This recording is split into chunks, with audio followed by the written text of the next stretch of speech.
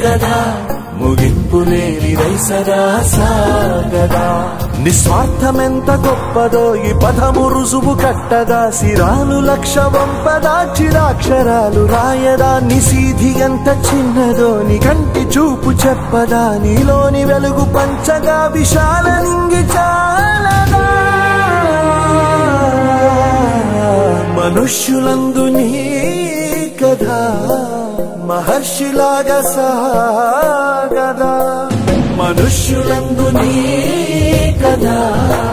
మహర్షిలాగా సాగదా